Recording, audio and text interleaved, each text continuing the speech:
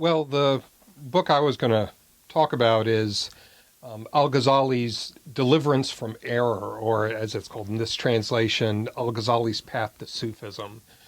Al-Ghazali was a Muslim thinker who lived in the late 11th, early 12th centuries of the Christian era, and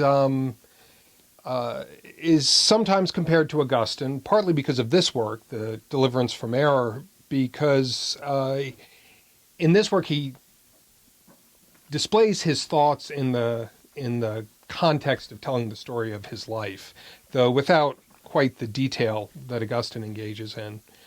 But what I find interesting about this book is, well, really two things. A large part of it consists of a careful parsing of philosophy and which parts of philosophy are acceptable to a Muslim believer and which parts have to be rejected.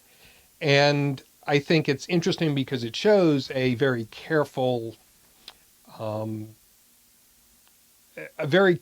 attentiveness to the pitfalls of philosophy as well as the benefits of philosophy. So, for example, one of the things he points out in a number of areas of philosophy is what today we would call the ad hominem fallacy, the idea that simply because someone is learned in a field like, say, mathematics or logic, you presume that their every utterance is something to be adhered to. And he points out that this is actually a thoroughly unphilosophical way of thinking about philosophy. The idea that truth is, well, as he says, that truth is to be judged by men rather than men being judged by truth. The other thing that I find very interesting about it is he begins the work talking about a youthful intellectual crisis he has at some point in his late adolescence. And it's a crisis of skepticism, the question of, what can we know? Can we know anything? Is there anything that can't be doubted? In some ways, he's been often compared to Descartes in this regard. But his solution is really something quite unlike Descartes. For one, he realizes that this radical skepticism isn't so much an intellectual problem as it is a kind of mental illness. That if you doubt your sense perceptions in a consistent way, if you doubt certain premises of reason, such as the principle of non-contradiction, there's no way to argue somebody out of this position. Because in order to make an argument, you have to start somewhere. So he describes his own overcoming of the skepticism as a kind of healing. He says, God cast a light into his breast, and he was healed of this illness.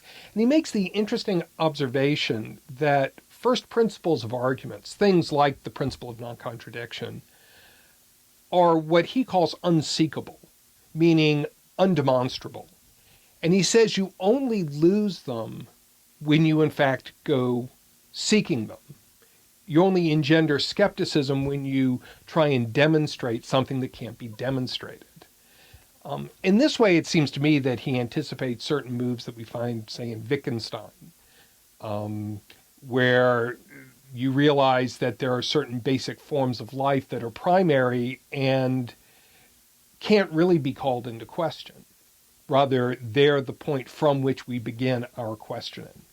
So, Al-Ghazali's Path to Sufism, I think, is an interesting read. It's very short. You can see it's very brief. And it gets at some really fundamental philosophical issues, and I think shows some of the riches and the resources in the Islamic tradition that Christian theologians and philosophers really should avail themselves of.